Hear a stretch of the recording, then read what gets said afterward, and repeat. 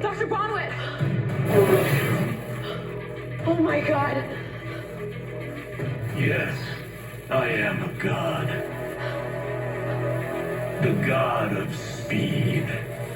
And welcome back, everyone. Welcome to episode 12 of the Flash Reading Order.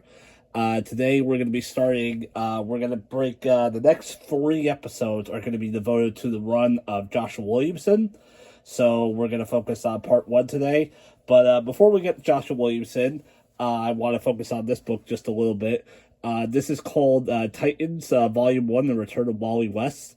So just to explain real quick, basically what's going to happen throughout this run is Wally is now back, but he's not going to be in the main Flash book. Like, he's not going to be Williamson's run a lot. I mean, he'll have his moments there, but he won't always be there. He'll be doing his own thing in Titans, and there will be certain moments and certain things that are going to happen to Wally around this time that I will jump back and forth between the Williamson run and this. The Williamson run, as well as the books concerning Wally. And this is the first one. So this is The Return of Wally West, where we get to see here he makes his new costume for the Rebirth era, which I really like, because I like that as kind of homage of like his Kid Flash costume with a regular Flash costume, which I think is pretty cool. Plus, I like the silver for the lightning to like be the opposite of Barry or the regular Flash suit with the gold lightning. So I think that's pretty cool.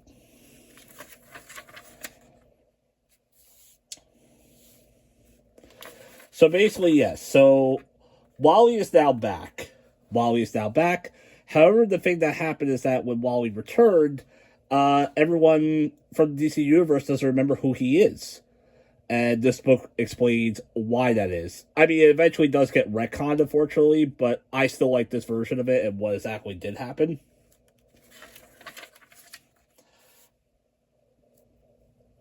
So yeah, you see Wally trying to refine his way through the world.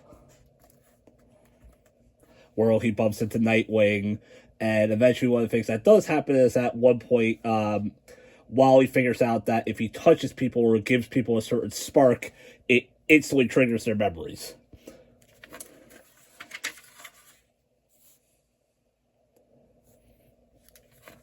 So all the other Titans be up with him as well. And just go through them real quick. Of course, you got Nightwing, you have Lilith, you have Roy Harper, a.k.a. Arsenal, you have Donna Troy, and you have Aqualad, a.k.a. Garth.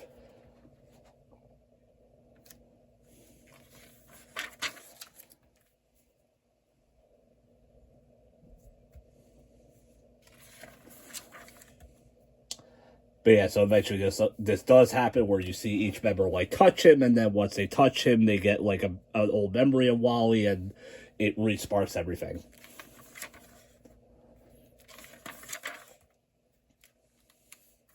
I love the shot here with all of them reunited.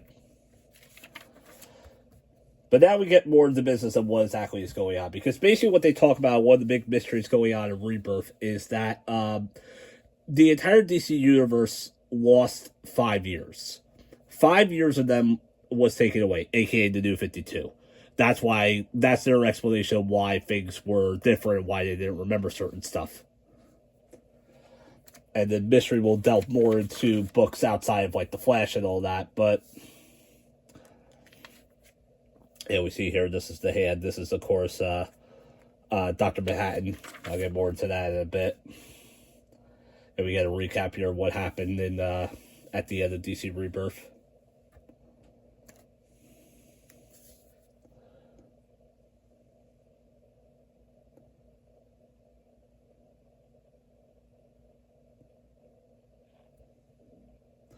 Yeah, one of the things that's cool, too, is the reason why Wally changed his costume. I mean, there's no explanation of why he came back as a Kid Flash, in the Kid Flash costume. I never really was sure why they did that, but yeah, Barry does mention here, he's like, so you'll need a new suit. You're not Kid Flash anymore. You're a Flash.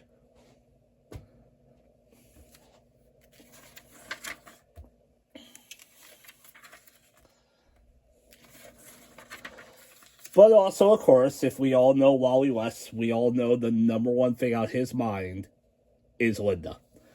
And during DC Rebirth, he did try to talk to Linda, and it did not go well. So Linda does not remember him. She doesn't know him at all. And this story delves more into that.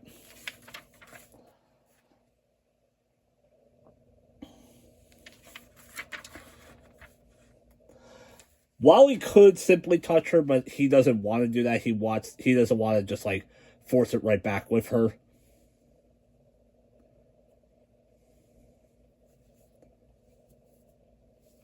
And also, and then the other thing that happens here is we have the return of Abracadabra, who I mentioned constantly is the main villain for Wally West. And we actually do find out in this book, he is actually the one that caused not only Wally's... Well, he didn't cause Wally's disappearance. That does get retconned eventually. But in this book for now, he did cause Wally's disappearance as well as erasing everyone's memories of him. So yes, he finally got the ultimate revenge on Wally West.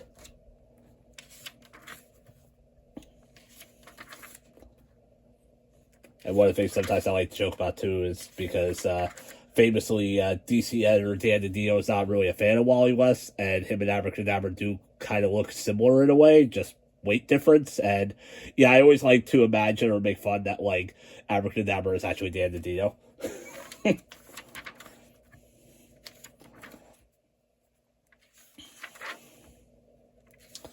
But yeah, I'm not going to go over this whole story, just to show more of what's going on with Wally here.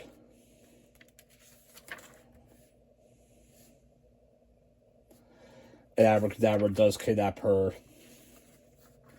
He kidnaps her as well as the other Titans, and at one point there is this moment where Abra actually forces him to disappear again because he has this moment where he puts Wally in this situation where certain members of the Titans are in danger, as well as Linda, and they're all basically going to die within, like, a second of each other. And Wally's got to go from, like, place to place within a second to, like, save all these people. Yeah, you got this situation with Roy, you got this going on in Coast City, and you got Linda in Gotham. So he's got to go for 3 cities, like, boom, boom, boom, boom, boom, like, right now.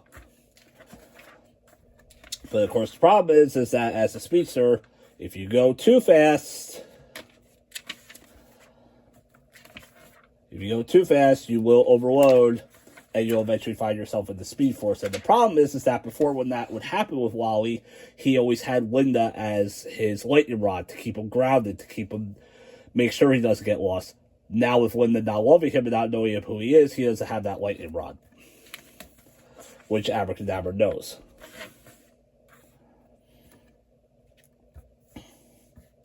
At long last, Wally West, your time is up. I'm Dan DiDio.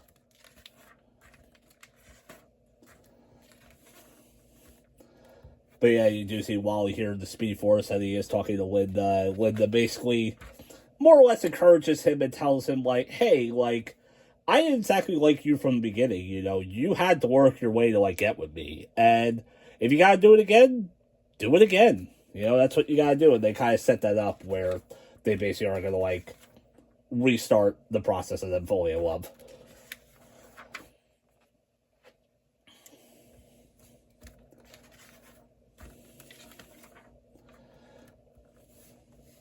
And then it ends here with a great shot with Deathstroke where he's just like, so who the hell are you? Because, again, he doesn't know who Wally is at this point.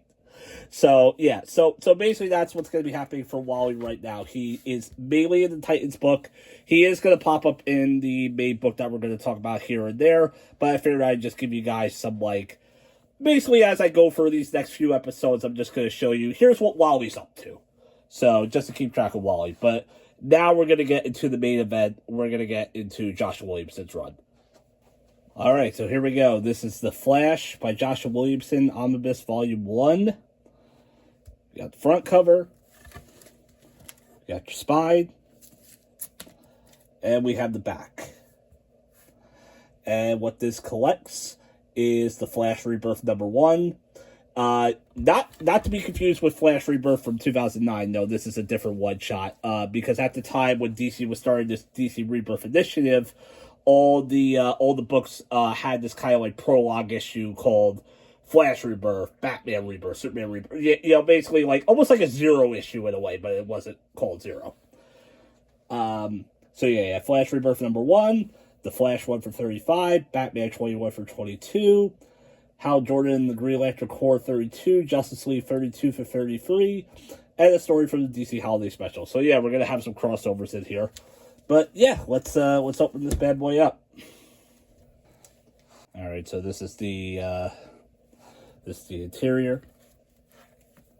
Got Barry and Wally running together.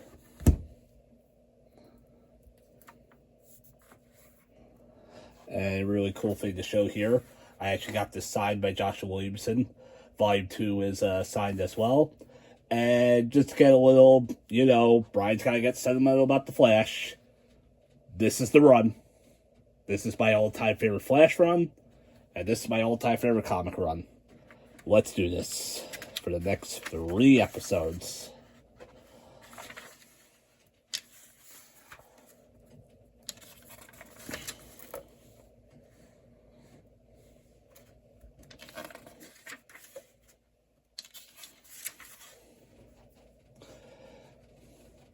So basically where we do start off here, we start off in Flash Rebirth number 1.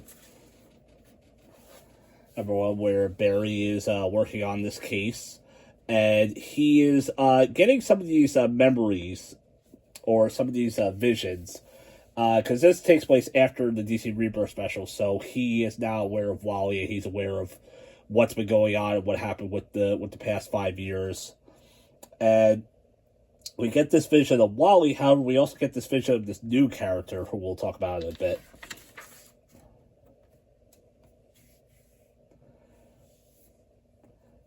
And, of course, we also get a vision of Reverse Flash. Yes, the OG Reverse Flash is back in this run. I will go into how he comes back, but yes, that hideous version in the New 52 is gone. So one of the other things that's going on as well is one of the things continuing from the New 52 is that his father is now released from prison, so he's talking to him for a bit. Also, I gotta say, one of the cool images I love is, I love this image right here, because this is actually a nice, homage to Showcase number 4. Like, that's the first image you see when you open Showcase number 4 is Barry in that sat running position. So I think that's pretty cool. Like I said, there's a lot of great references in this run, and why I love it so much. And really, to me, if you are, a diehard Flash fan, I mean, I know more people love Wally than Barry, but, I still think whether you love Barry or you love Wally, this is a fantastic run for all Flash fans.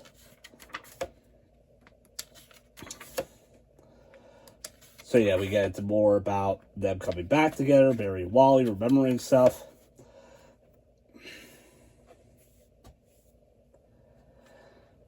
And yeah, so,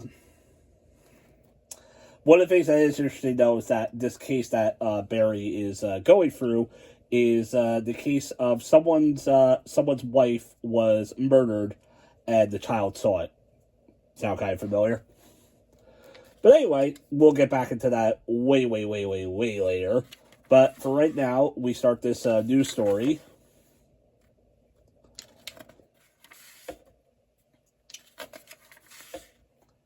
Where Barry's, of course, working with the police. He's with Sing, as well as this new character named Kristen, who's someone he works in CSI.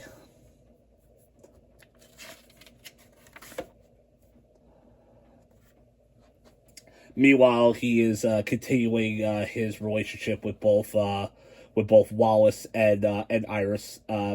As we'll see in this run, Barry and Iris finally start developing more of a romance.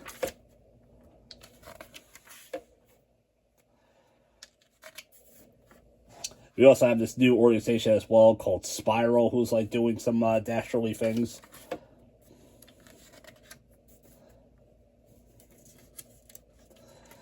But one of the craziest things going on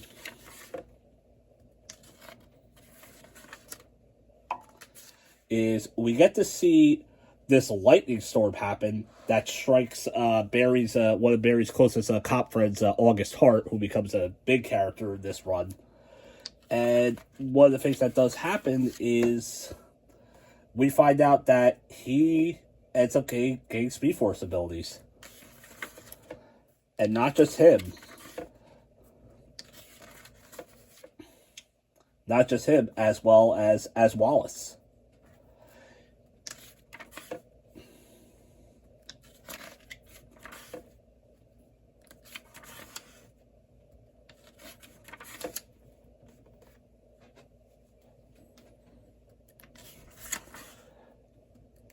So Barry starts training August, trying to show him the ropes.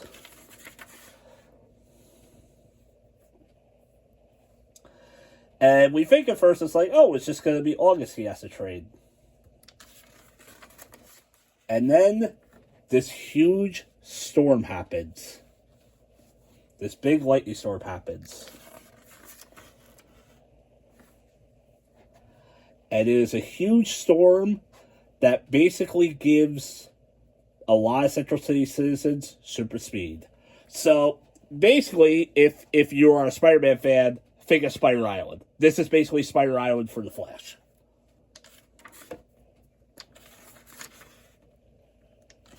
So Barry's now training all these like newer people, these new citizens. He also meets this one woman named Dr. Mida Dwan, who is studying the Speed Force.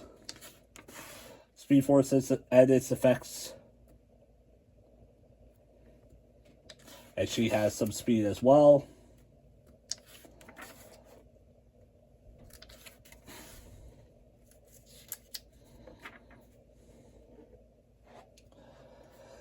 But, of course, when there is good speedsters, there are also evil speedsters.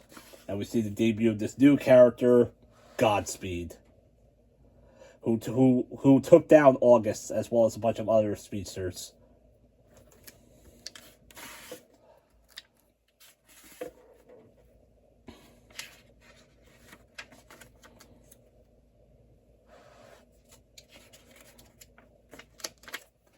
Yeah, like I said, there's a lot of cool new stuff that just happened in this run. Me and Barry kind of hook up a bit because again, this is before him and Iris get together, so.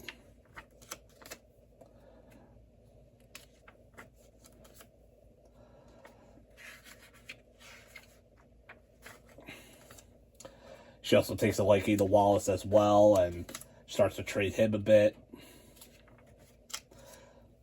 So yeah, that's another thing too, just to differentiate them. We have our OG Wally, and then we have Wallace.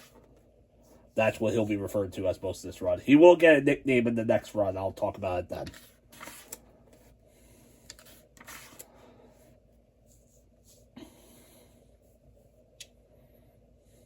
So one of the other things that is going on too is Barry, like I said, he is training his partner August. August, however, he does have this background that one of the reasons he did become a cop is his brother was killed. So he at some point now wants to get revenge on the people who killed his brother.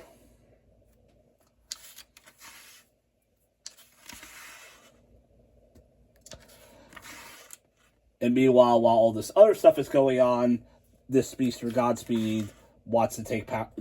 Basically, he's killing off all the other Central City citizens who've gotten powers and wants to take the power for himself.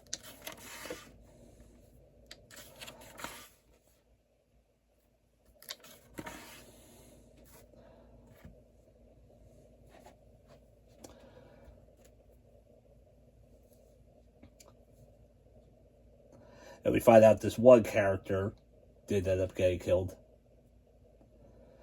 This victim was dragged, August. Dragged at super speed. Sounds like it was personal. It was Billy Parks, the man you suspected murdered your brother. Tell me you didn't do this, August. He deserved to die. Billy could have been innocent. The evidence never... My gut is right. He did it, Barry. We don't know that. Yes, we do. My father was innocent and spent 15 years in prison because the police were wrong. What if you're wrong? I'm not. I thought of all people you would understand when I just wanted justice for my brother. Killing Parks wasn't justice. not going to read the whole page, but...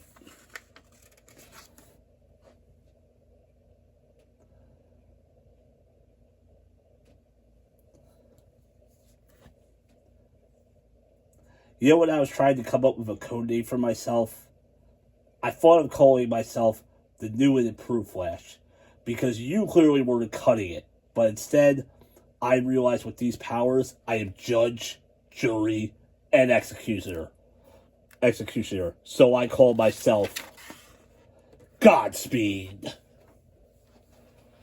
Yeah, pretty much, if you read this, like, the second you see August, you'll figure out that he's Godspeed. It's not, like, it's still a really cool story, but yeah, basically, I remember at the time, like, when this was coming out, a lot of people were kind of like, oh, I really hope it's not August, and then when it ended up being August, it was kind of like, oh, okay.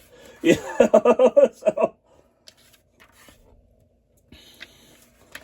so yeah, we got, like, a new speedster villain. But what's cool about August is that you'll see throughout this run is that he does start out as a villain, but there's more to him, and he more or less almost becomes kind of like an anti-hero. And as we're going to develop and progress more of the Flash family in this run, he's almost going to become like the Flash family's version of Red Hood, which I think is really, really cool.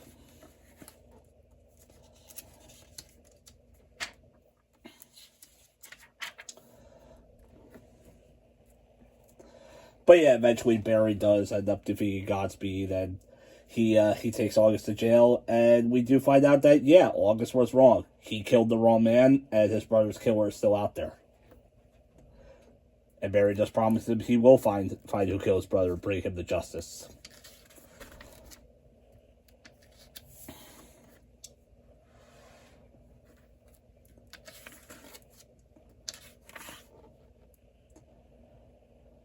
But now we go into this next issue, this one-shot issue, where we do get a visit from Wally.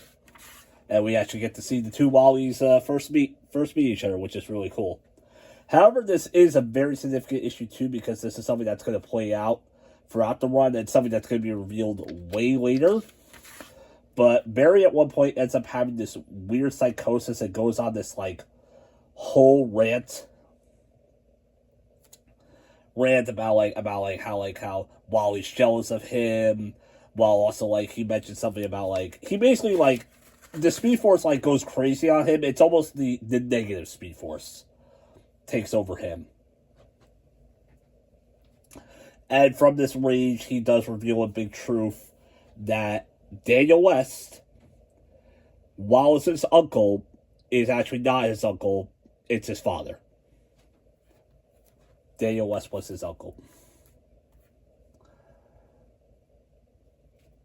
But as we also see this influence of what made Barry do all this, we see this image of Reverse Flash influencing him to say all this stuff or have all this stuff come out. This is going to be a key part of the run.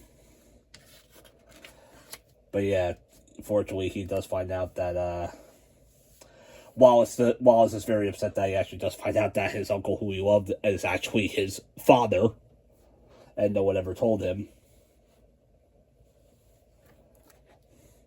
Yeah, Barry and Wallace are going to have quite the rough relationship throughout most of this run. They kind of go back and forth with each other. Because one of the big key things about this run, the main crux of this run is Barry has to learn to trust more of the family. He can't constantly keep hiding secrets from everyone. He's got to let people in more. And he also has to realize he can't do everything by himself. And that's basically the main crux of this run and why I love this run so much. Because I think it's such great character development for Barry. And I like see him progress more and more into, like, becoming, like, dependent on family and not always, like, thinking about himself. And we also get this cool moment at the end of this issue where he says, where Barry goes, and I saw something in the Speed Force I don't think I was supposed to see. I don't know what it was, but it filled me with hope. And it was Jay's helmet. Because as of right now, Jay Garrick does not exist, right? Barry doesn't know Jay Garrick. Wally does, I believe. Yeah, Wally should know. But, like, Barry still doesn't remember Jay Garrick because of all the stuff that happened with Dr. Manhattan and New 52.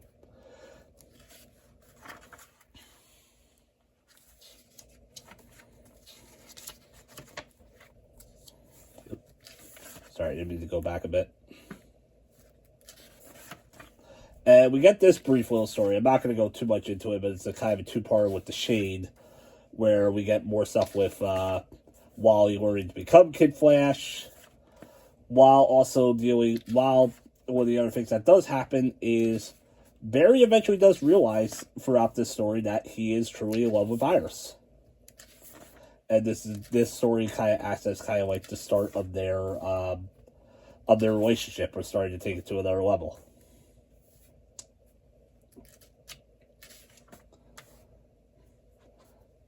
And this is where it ends, where he goes, I'm not here for Wally. I'm here for you. Iris, would you like to go on a date with me?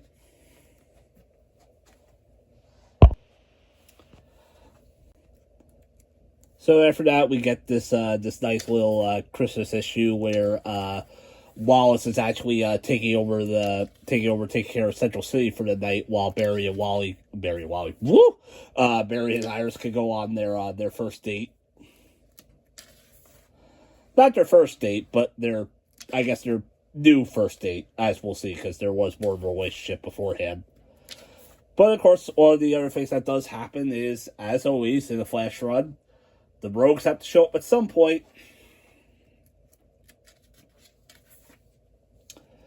So this is the next big arc that involves the Rogues. And one thing that I should say, yes, is that the stuff that happened in New 52 with the Rogues getting their powers, forget about that. That's gone. They're back to their normal selves for the most part. Glider's probably the only exception. Glider's the one that's basically still the way she is, but everyone else is like back to like their normal weapons and stuff.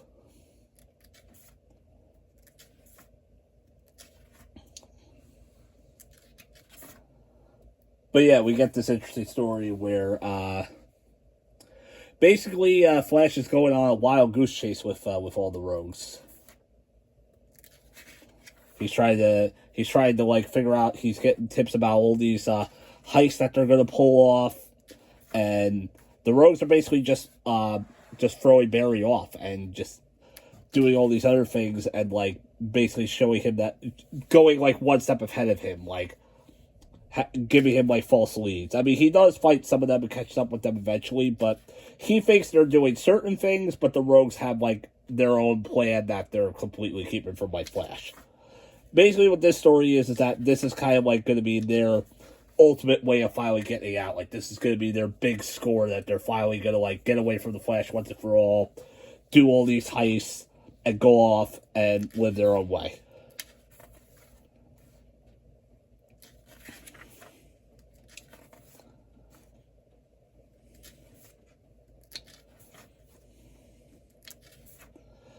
But of course, Barry does stop them.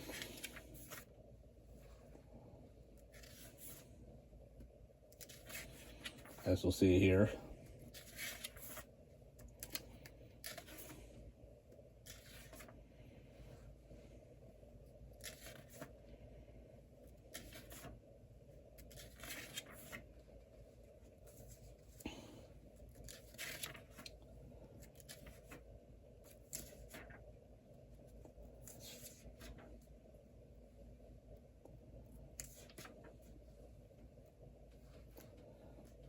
But ultimately, Flash stopping the Rogues does work out for them.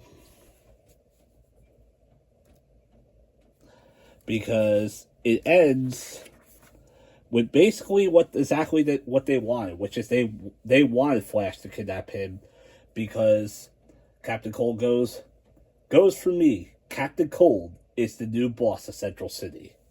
So Cold is basically now running this criminal organization through Iron Heights. He is somehow taking over Iron Heights under Warden Wolf's nose. And again, this is going to be part of his continuing plan. And we'll get back to more into that story later.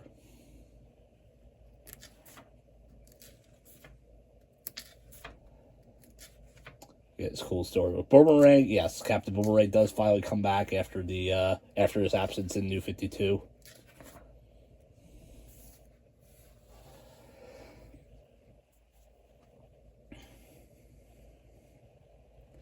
And this is more of what I've been talking about with the complication of Barry and Wallace's relationship.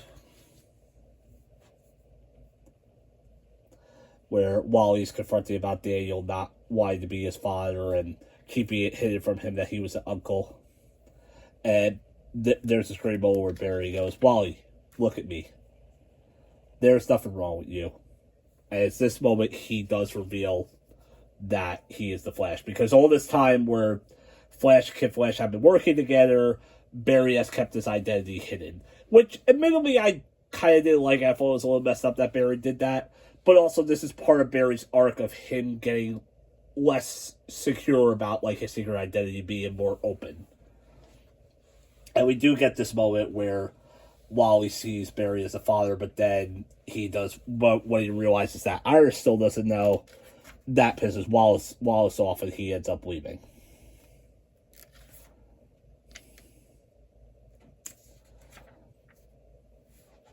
Okay, but anyway, so this is another big moment here. So we see that a certain Eobard Fawn is sitting in this cell in Iron Heights prison. This is supposed to be the New 52 Fawn. All of a sudden, this lightning bolt strikes.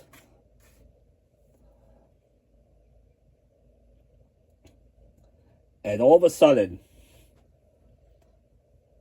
Fawn wakes up. And the other Fawn is gone. And this Fawn appears and says, I remember the Batman, Thomas Wade, he killed me in the Flashpoint. I should teach his son a lesson. So yes, this is basically the return of the original pre-New 52 to Reverse Flash. So yeah, that other Reverse Flash from Robert Vendetti's run is now gone and swapped out with our old classic original Reverse Flash. Okay, so now we're going to talk about this organization called Black Hole. I called it the Spiral before, I meant to call it Black Hole. They're this new organization where we actually find out they're the ones that orchestrated the entire Speed Force storm, because they are studying the Speed Force to use it to make devices and gadgets to be able to take down the Flash. And Iris gets more into it and finds out what's going on. They play a bigger part later on. But one of the shocking things that we do find out is we actually find out that the person who is in charge of it is Mina. Please, it's Dr. Dewan.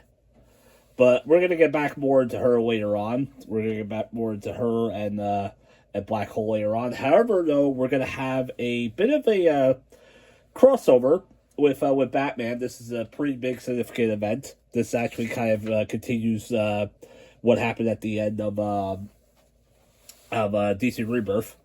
So we actually get 2 issues of Batman written by Tom King here, as well as, of course, the Flash issues by Williamson. And one of the things that we do find out is Batman and Barry have been investigating that button that Batman found back in the Batcave at the end of DC Rebirth, the Comedians button. And also, yay, more hockey.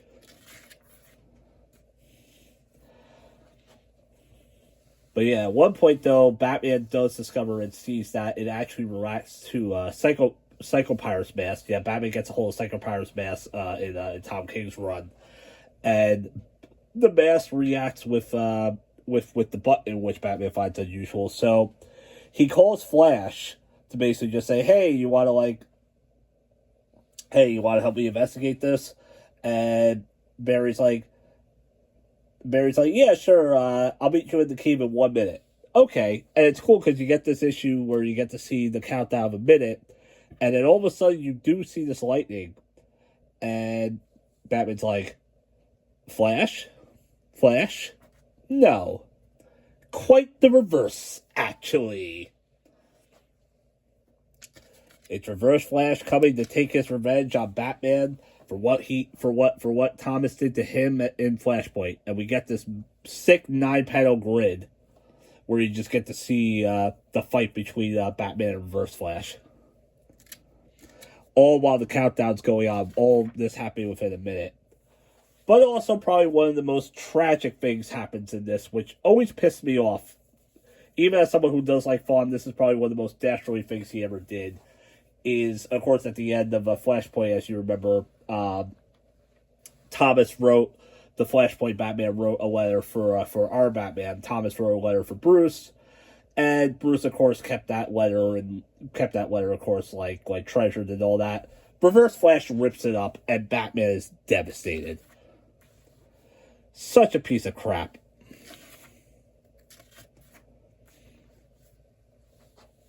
But while all that goes on, of course, Reverse Flash does get the better Batman. Because, I mean, Batman does get his looks on him because, of course, it's Batman. But we do find out that Reverse Flash ends up he gets a hold of the button, and then he disappears, comes back, and says, "God, I saw God."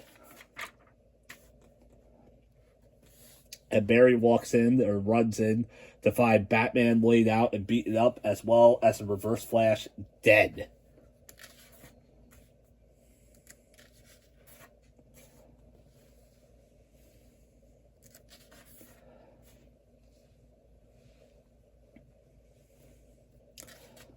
So yeah, Barry, of course, makes like a crime scene, trying to figure out what's going on.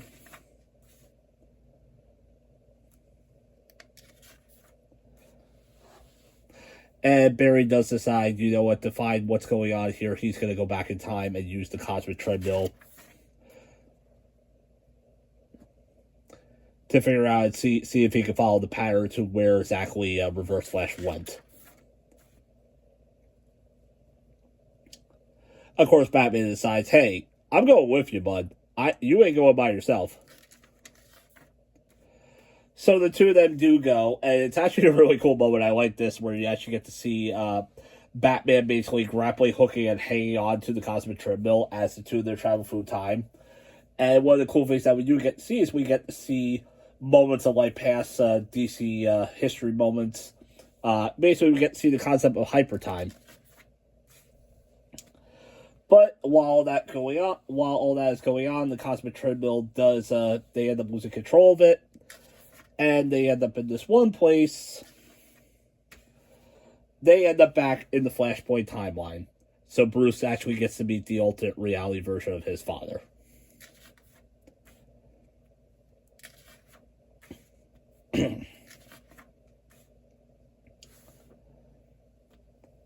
Beautiful art, by the way.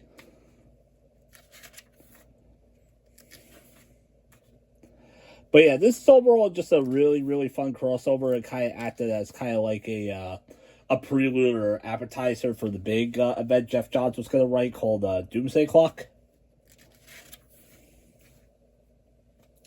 This is more building up the bigger story of what was going on with DC Rebirth and its whole initiative. And this story, of course, will affect both Flash and Batman. Really more so Batman, which is kind of surprising. But yeah, eventually Barry and Batman do go back to the moment where we see Reverse Flash running to where he's going to meet up with God, and they're trying to stop him.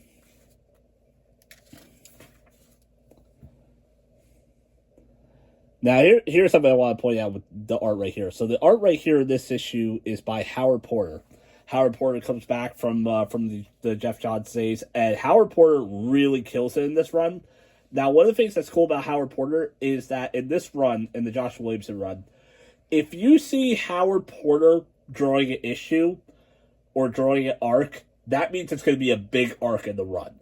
Williamson purposely always saved Howard Porter for the big arcs. And the case here with the button.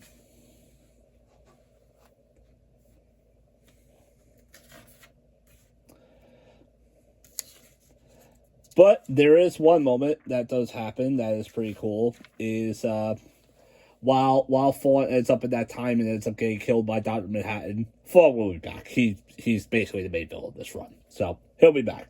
But Barry and Batman are now Bruce and Barry are now stuck in basically in the middle of the time vortex, and they're like, what do we do?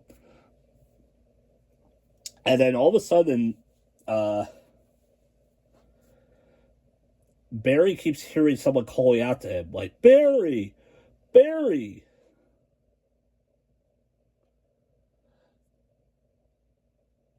Right here, just say my name, Jay. And Barry goes, Jay? And then you see, at last, I'm free. Jay Garrick is back. And Jay actually ends up taking Bruce and Barry back to the proper timeline. And so basically, Jay is kind of in the same situation that Wally was, where he's stuck in the Speed Force. The problem is, though, is that where Barry eventually remembered Wally and was able to snap and pull Wally out, the same thing is not the case with Jay. He doesn't fully know who Jay is at this point. And because of that, Jay ends up having to be going back and being stuck in the Speed Force.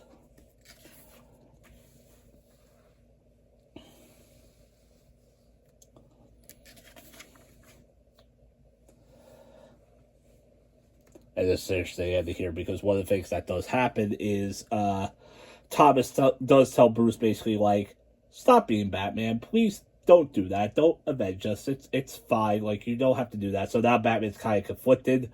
And, of course, he does disobey his father, and that's going to be a whole thing in Tom King's saga. But we're not here to talk about that. We're here to talk about The Flash.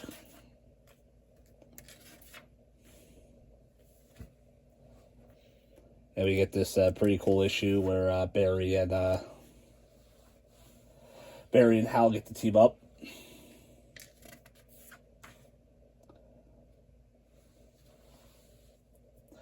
Well, that is going on. Barry is doing an autopsy on Fawn's corpse. And we do actually see that, of course, as he leaves, almost like something like the end of a horror movie, we see a spark of lightning. And we do see Fawn is still alive somehow.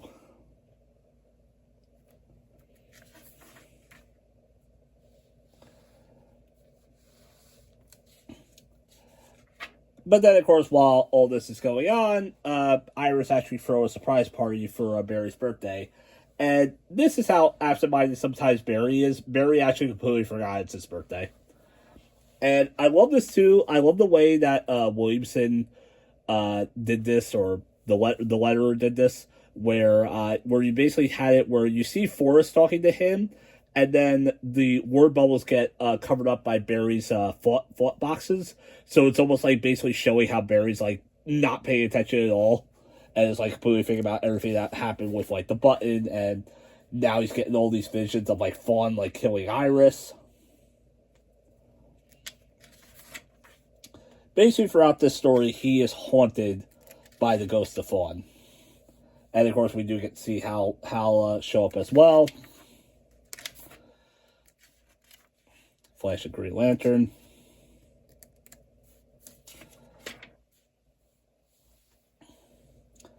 Flash and Green Lantern do team up, and they take care of Multiplex. But then, meanwhile, as Iris and Wally come home, they come home to find there is only one Reverse Flash. Fawn is back in full. And this is going to be the first arc that we deal with Fawn. And this is a big, big arc. This arc specifically is called Running Scared. And we deal a lot with Fawn, as well as Barry talking to Hal here. Barry's still wondering if he should come clean about his identity to Iris and revealing everything to her. And at the moment where, of course, he does decide to finally do that, Iris is gone.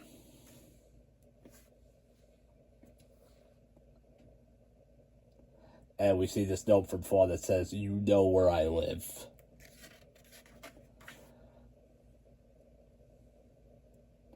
Which, of course, means in the future. So, Barry has to go to the 25th century.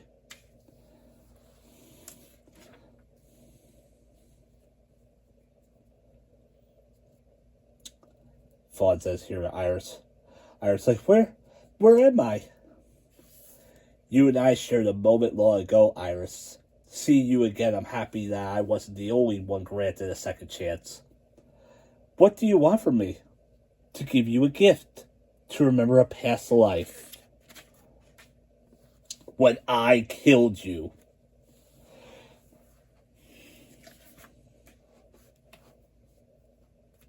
So one of the other major things that does happen in this run, one of the things that is going on, of course, like I said before, is all the stuff with all the pre-New 52 stuff that got, like, erased is now coming back, and some of the characters are remembering all this stuff.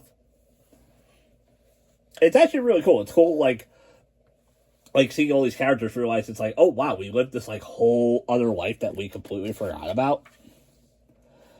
But anyway, to get more into this, we actually do get the actual new origin, somewhat of a new origin, with how Fawn and Barry meet. And they end up, of course, like, becoming friends at first, and Fawn, of course, being, like, a really, really big fan of Flash.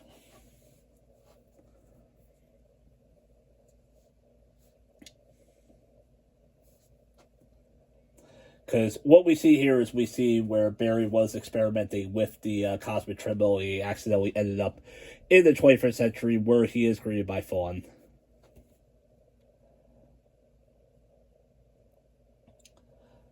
Wow, a future Flash. Never thought I'd see that. Well, friend, would you like me to show you some tricks of the trade? That would be an honor, Flash. First, call me Barry. Can you tell me some flashbacks? Eobard was more than a fan. He wanted to be the Flash of the 25th century.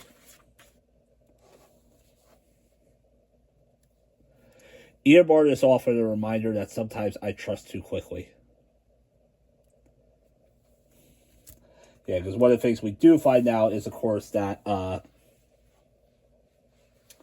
Eobard becoming the new Flash of the future. One of the things that he does do is he orchestrates crimes to happen where he can, like, save them, and of course Barry eventually does find out about that.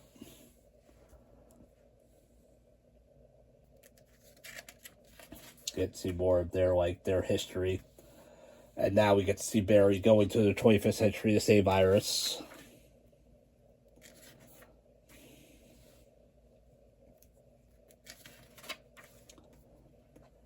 Fawn in this, like, Professor getup, which I think is pretty cool, harkening back to his old Professor Zoom name.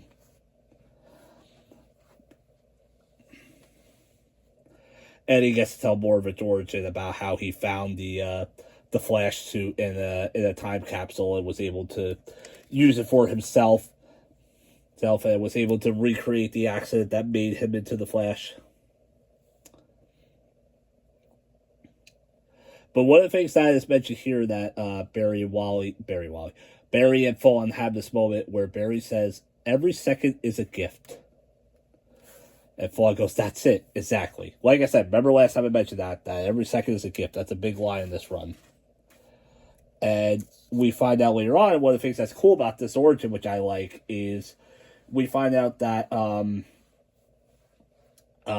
Fawn does decide to... He does try to redeem himself after the first incident that he did with Barry, where he does decide to go back to the past to meet with Barry to try to make up and be like, look, I want to do the right thing now. I don't want to cause crimes. I want to do everything I can. And one of the things that he does is he does make this new suit, which he makes it into yellow. And the reason he makes it into yellow is because yellow was always the color of Kid Flash. So he made the suit originally as a way to honor Barry.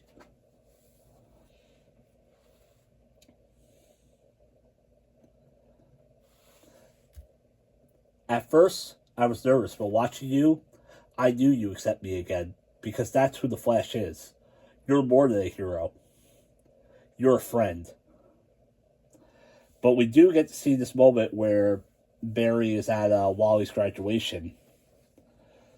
Barry says, "This watch belonged to my father, Wally. I want you to have it. The description on the back is special. It says, every second is a gift." And Fawn sees that and loses his mind. Because basically what he sees is that Barry replaced him with Wally.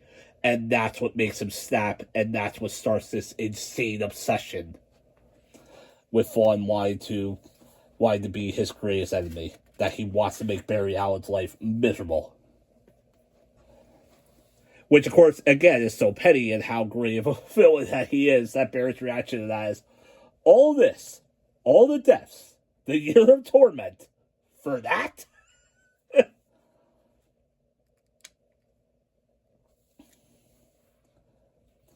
I was treating you like everyone else in your life. I have to give you credit for that. You did treat me the same. You hurt me like you hurt everyone, Flash.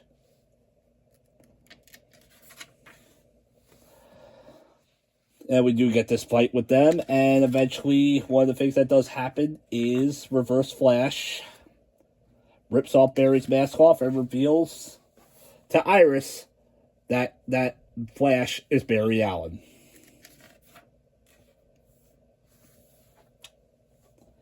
And we get to see this cool visual of the future.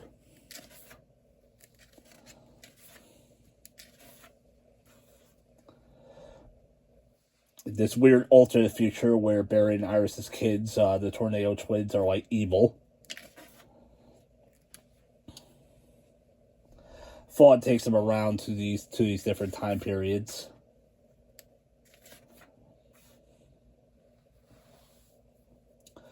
But eventually, Fawn and Barry do have another big fight, and they end up running not into the Speed Force, but into the negative Speed Force. And the reason that happens is because Barry does this to basically spare Iris's life. Like, he basically says, if you don't do this, Iris is going to die. So, when he does end up going into this negative Speed Force, it does affect Barry and shows all the ways that apparently that he did lie to everyone. Again, this is the main cups of this run of Barry accepting of how screwed up that the screw-ups that he did and the people that he lied to and keeping the secrets. And it's finally getting to him to the point where all of it comes together for him.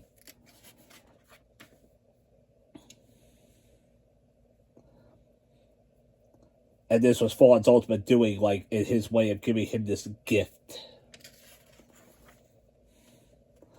This gift of the negative Speed Force. I'm going to kill you, Fawn. This is such a cool story. I love this story so much. Again, I love this whole run.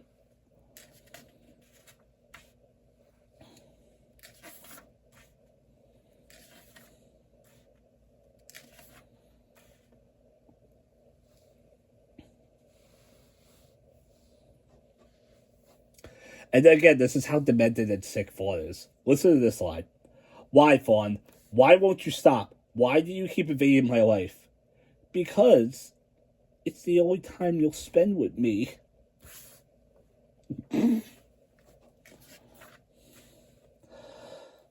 But eventually, throughout all this, Iris finally has enough, and she uses this gun to kill Fawn. Yeah, Fawn's gonna die and come back a lot in this run, so get ready for that. But yeah, Fawn ends up dying thanks to Iris, and that's gonna have some consequences later on, but not right now. And Barry and Iris do confront each other, and it doesn't really go well for Iris, and Iris is like, yeah, like, Barry, I need time. Wally's messed up. I just found out everything that you've been lying to us all this time, and now you got this negative Speed Force thing. Yeah, like, I need time.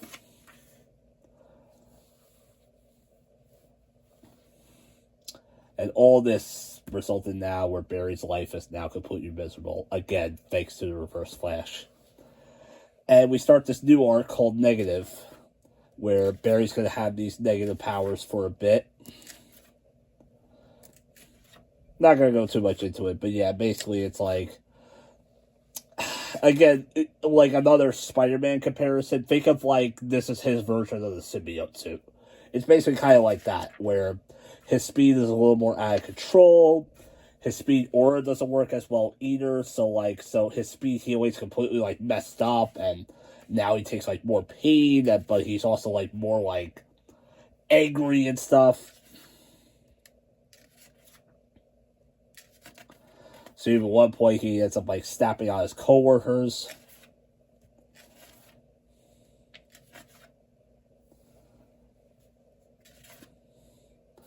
But one of the interesting things that does come out in this whole story arc is we get a debut of a new villain called Bloodwork, who is kind of funny that, like, he's kind of just in this one arc and really hasn't done much since. But he did debut on the show, season 6 of the show, and kind of got this whole new life and became this really popular villain on the show.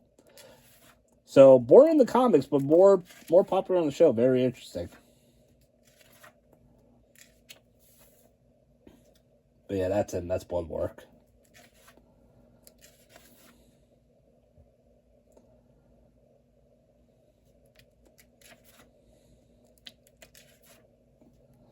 Kind of speeding more through this. One of the things that does happen at the end because of like Barry's constant lateness and negating like his work, because him and Kristen are partners. So Sig does decide that now because of that, they decide that instead of working at the police department, they are now going to be working at Iron Heights, which of course infuriates Kristen.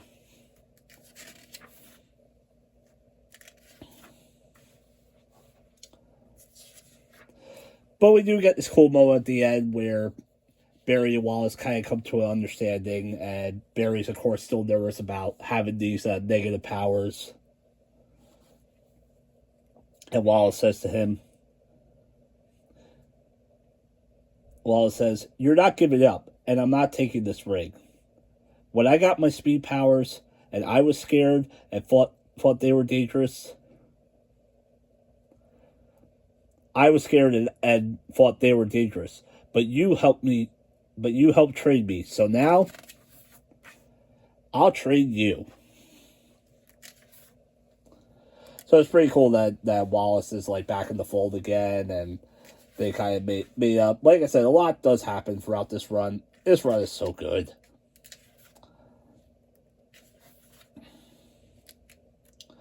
But this starts the new arc where Barry and Kristen have to work in Iron Heights, and they have to work with Wolf, which is so much fun for them.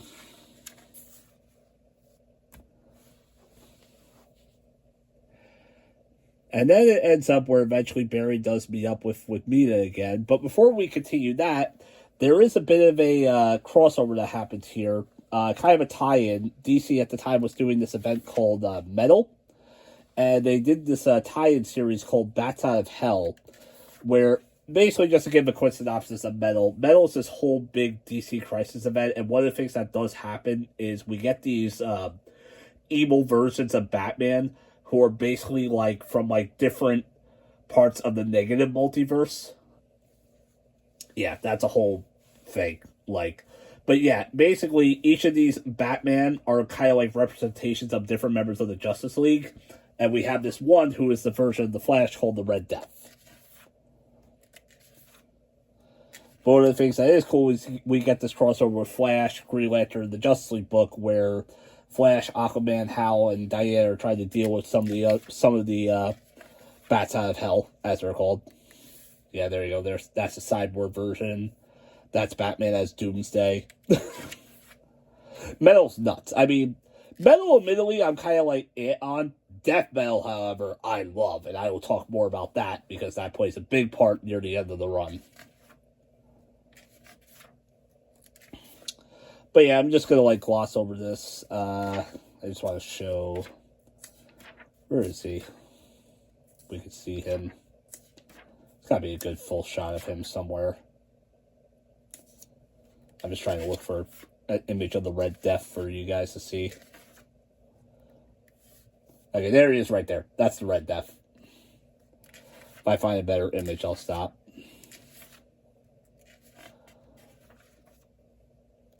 Yeah, there he is. He's in like that Batmobile. That's the Red Death.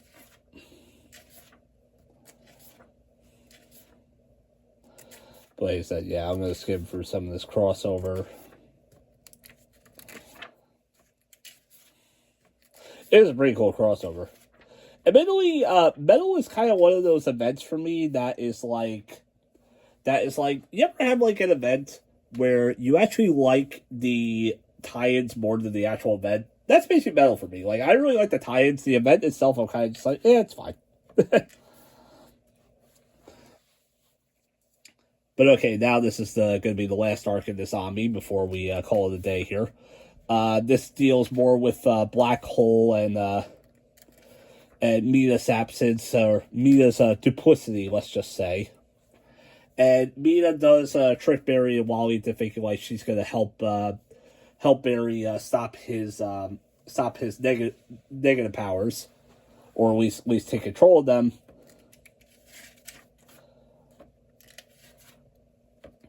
But we do find out that she is tricking them. And one of the things that does happen is Mita is able to siphon off some of his Speed Force. So in a way, she basically does help Barry, but she takes the negative Speed Force powers down for herself, which of course is not good.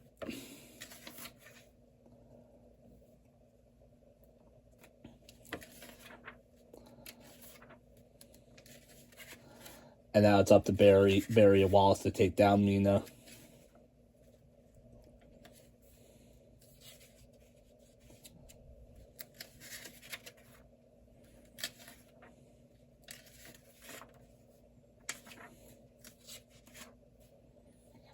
And they take down the rest of Black Hole as well.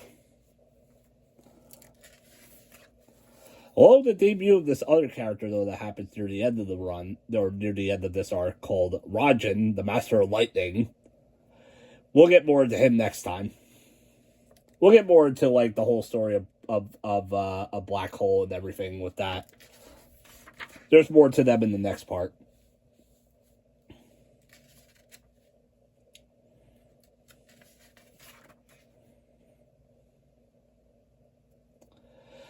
So yeah, so it does end where things are good with Barry and Wallace. However, things are still not good with Barry and Iris. So Iris is still kind of iffy about Barry hanging out with her nephew, which is fair. But the first omnibus does end with kind of a cliffhanger where we get Warden Wolf talking to Barry, and he says something happened. There's been a murder at Iron Heights. And then we get this little fun Christmas story, kind of like as an epilogue, I guess, for the Omni, where we get to see Barry just going off and like saving everyone, trying to do multiple things at once. Meanwhile, while that's all going on, Wally's just sitting here being like, Barry, where are you at, dude? I thought we were supposed to hang out. And eventually Barry does get to Wally, and it's a nice little Christmas story. And I love this image of the two of them. I share this image like on Christmas every year.